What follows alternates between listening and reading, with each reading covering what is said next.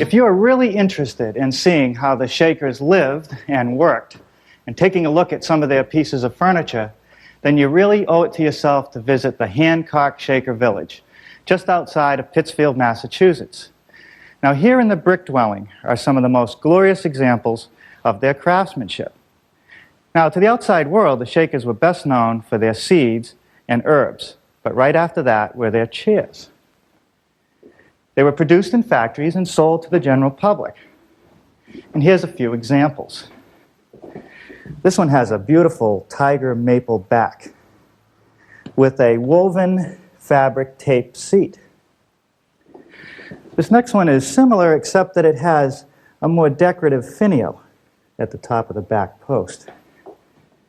Now, the curator tells me this is a very unusual chair because it has a tapered back slat. But this one over here is my personal favorite. It's just the right size. It's as light as a feather. And even though it appears to be very delicate, it is strong, yet elegant. Now, I must admit that I've really been putting off adding a chair to our collection. But now that I've found the right one, the question is, can I duplicate this quality of craftsmanship?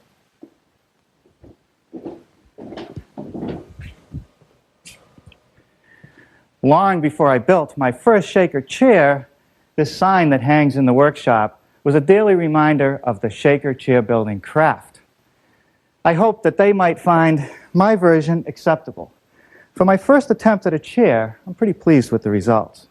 It's light, it's very strong, and it's comfortable. Also, with that characteristic Shaker slant back that they used on their chairs, it's very elegant. Now, in my research, I found that most Shaker chairs were made from maple, but occasionally you would hear about other woods, like cherry. And that's what I chose because I'm going to build several of these to go with the trestle table that I built a few years ago. Be sure to read, understand, and follow all the safety rules that come with your power tools. Knowing how to use your power tools properly will greatly reduce the risk of personal injury. And remember this, there is no more important safety rule than to wear these safety glasses. Now, to get started on our project today, I want to work on the rear slats. And as you can see, they're slightly curved. Now, the Shakers would have steamed the wood and bent it around a form. But since we don't have a steam box here at the shop yet, I'm going to try a different approach. I'm going to laminate 2 thin pieces of wood to make that curve. So I'm going to start by taking this 3/4 inch cherry and ripping 1/8 of an inch off of each face.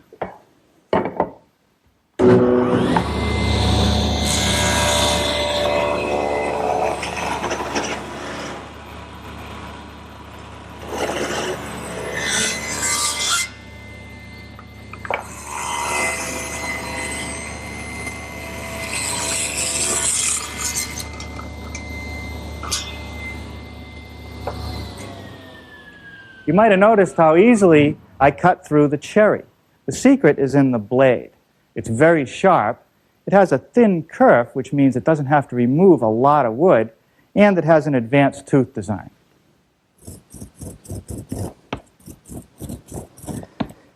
Okay, now here's the form that I'm going to use to bend those slats.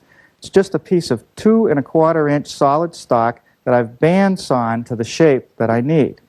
First, I'm just going to clamp one end to the jig.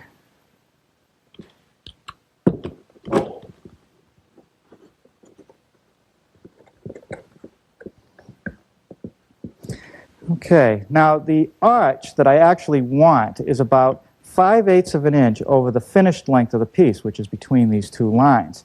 Now, because I know that this piece is going to spring back a little bit when I remove it from the clamps, I'm actually going to bend it about 3/4 of an inch.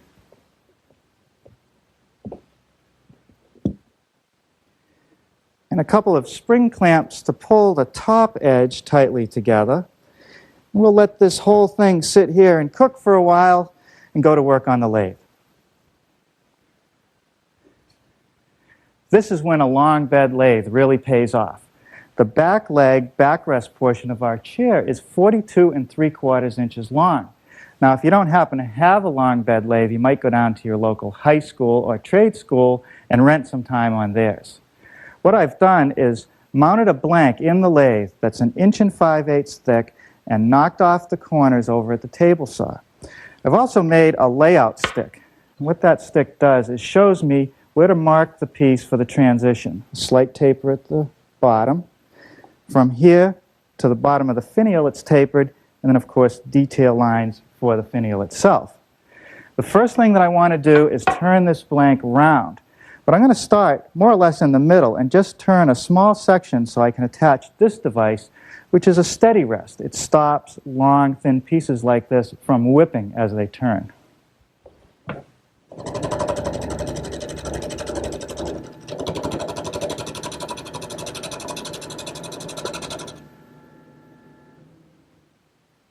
Okay, now let's attach that stabilizer.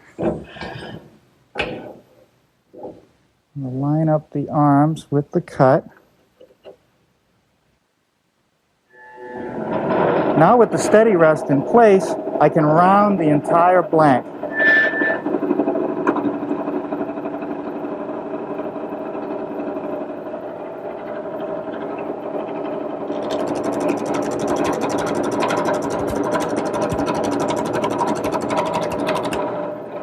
Well, now that it's more or less round, now I'll lay it out.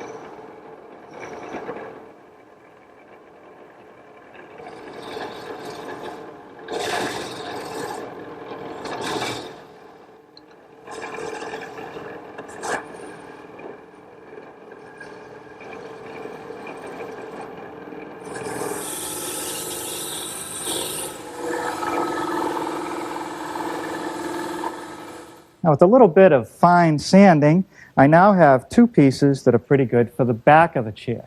And since all the other parts of the chair are under 3 feet, I've installed my lathe duplicating attachment. All it really is a cutter up at the front end here, which moves in and out, and also can be moved along the work by turning this wheel. And down at this end, there's a follower, which will ride up against the pattern or the original. Now, when I built the prototype, I made one original of each part. Now, with this duplicator, the work is really fast.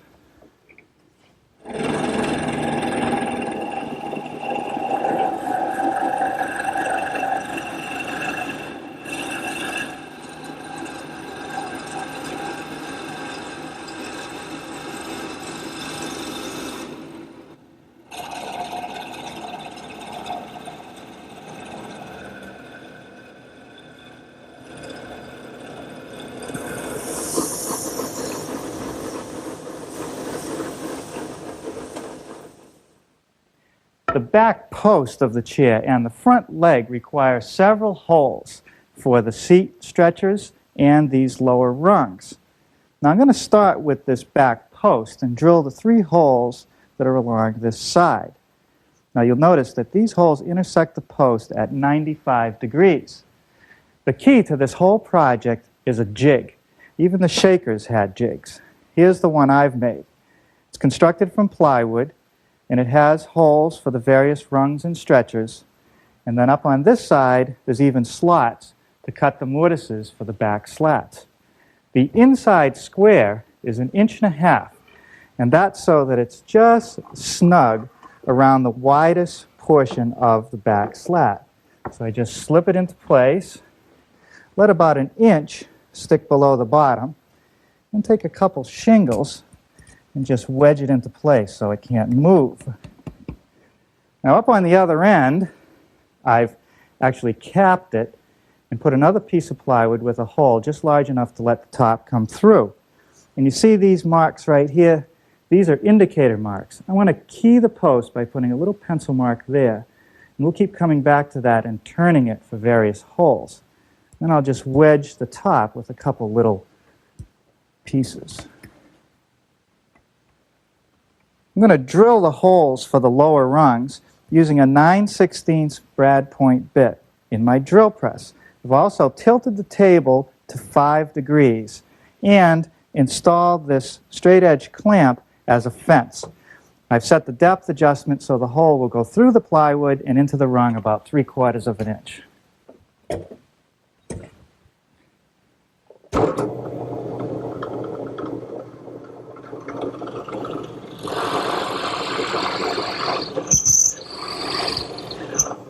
Now with that first hole drilled, just to make sure nothing moves around, I'm going to stick a piece of dowel in there. Now I know it won't move out of alignment.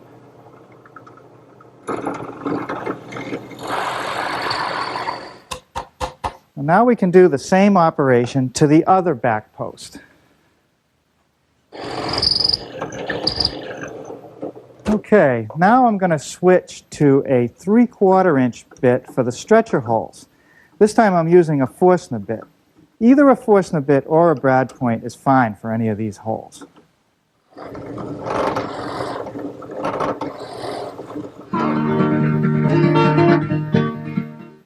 The next set of holes that I want to drill are for this back stretcher and back rung. And if you look carefully, you'll see that this is not a 90-degree angle, it's a 100-degree angle. So I simply can't leave the piece in the jig and just flip it and drill these side holes, because that only gives me 90 degrees. So what I'm going to do is pull the pin, this is where that indicator mark comes in, and turn the piece 10 degrees, wedge it back in, and go to the drill press. Now over here at the drill press, I've readjusted the table so that it is now perpendicular to the bit. And because I have this canted portion on the jig to make the mortises for the slats, it won't sit perfectly flat on the table, so I'm using a piece of scrap wood as a spacer.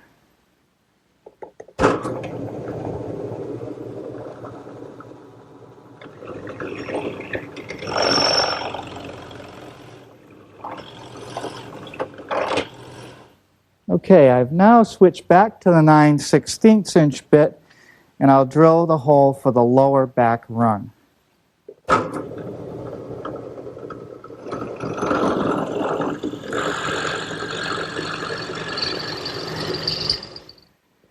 Now I'm ready to drill the holes on the front legs. But this angle is now 85 degrees, not 95 degrees. It's the complementary angle. So I've built another jig, just like the one for the back post, except I've made it a little bit bigger, 1 5/8 inches on the inside dimension because the front leg is a little bit fatter. I've reset the drill press and tipped the table to 5 degrees, and now I'm ready to drill the 9/16 holes.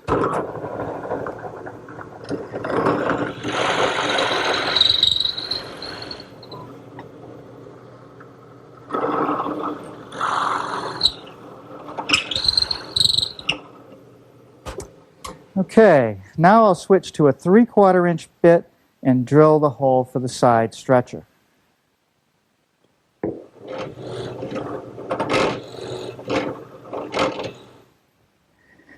Now I'm ready to drill the holes for the front stretcher and rungs. And you'll notice that the angle to the side is 80 degrees, the complementary angle to this angle, which was 100 degrees.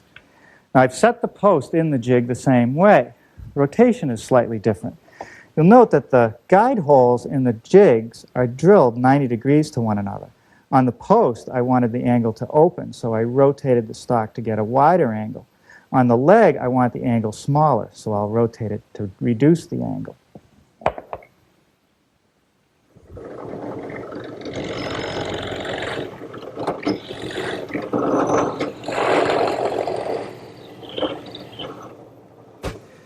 Okay, that takes care of all the holes for the rungs and stretchers. Now we'll make the mortises for the slats. The mortises for the slats run along the center line of the post. But because the slat is slightly curved, the mortise has to be cut in at an angle. And I've calculated that angle to be 8 degrees, which is equal to the angle of the wedge that I've attached to my jig. Now, if you're worried about all these dimensions, if you choose this method of construction, the jig will be shown in the measured drawings. I'm going to make the mortise using this 1/4-inch spiral bit and this guide collar. It slips into the pre-made slot, and I'll just plunge the bit into the work.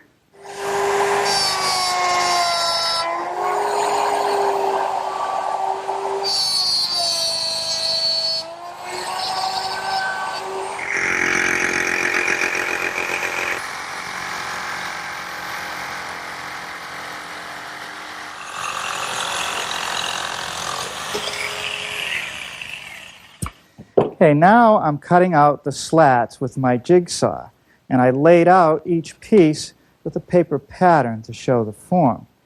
Now all I have to do is smooth the edges with the drum sander, bevel them a little bit, and fit them in the mortises.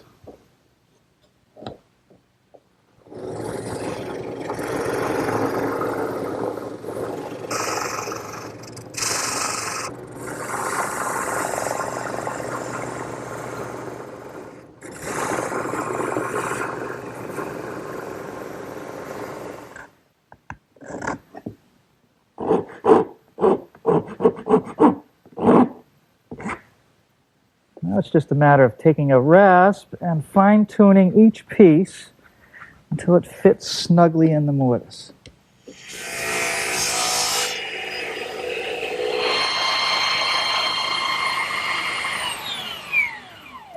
Now with any excess trimmed off the turnings, I'm now just sanding them smooth. Now with a glue brush, some good carpenter's glue, a sponge, a soft mallet, and some clamps, it's just a matter of putting everything together.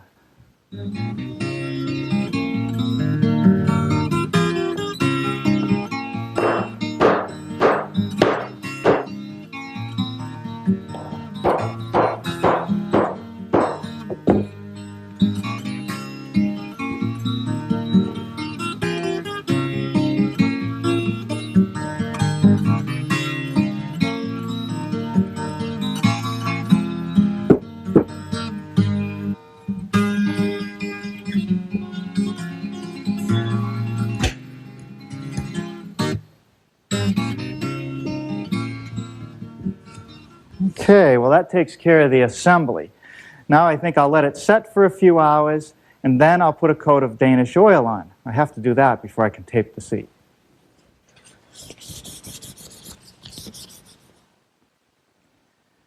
For the finish on the chair, I'm using a Danish finish. I just rub it into the wood, leaving the natural wood show through.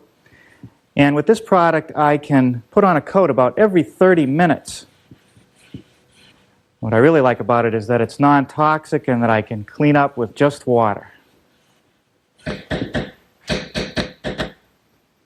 Here's how I did the seat on the original prototype. I started with the dark colored tape, which is known as the warp.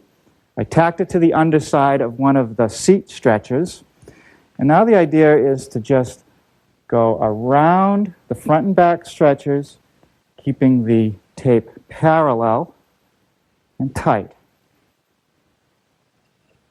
A little practice and a little patience is really all it takes.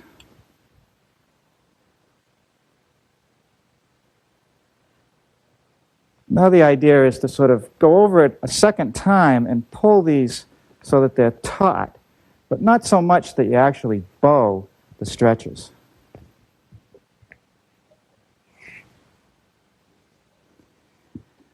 Okay, that's nice and tight.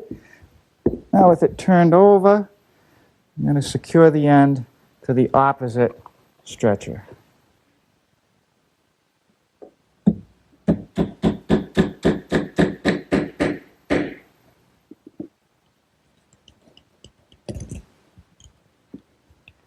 Well, now I'm just taking a piece of 1-inch foam and sliding it in between the rows of fabric tape. Well, now we're ready to start in with the lighter color, which is referred to as the woof, and we'll weave that top and bottom. Now I've pushed the center piece of tape off to the side. I'm going to tack on the lighter tape and then just slip it back over again.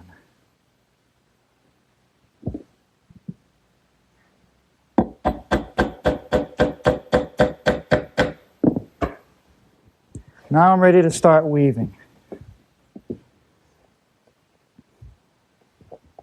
Now it's just a matter of going over, under, all the way around.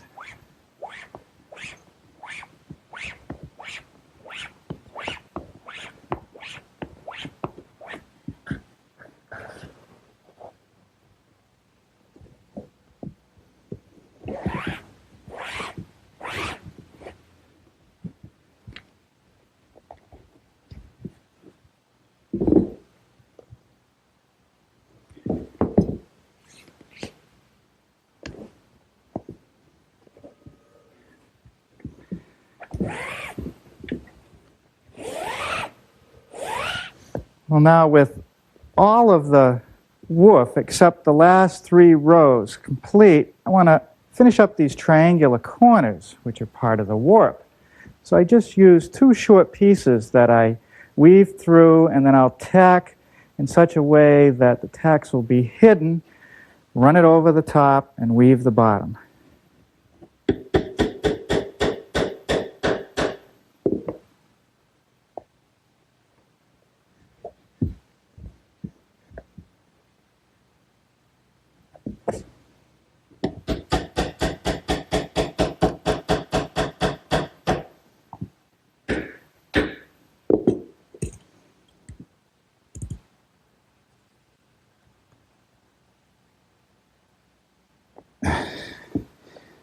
Boy, the weave is really getting tight now.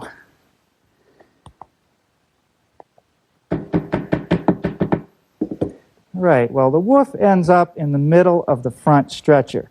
And I've tacked it in place, and I'll just slip the other tape over it. And this chair is finished and ready for some heavy-duty sitting.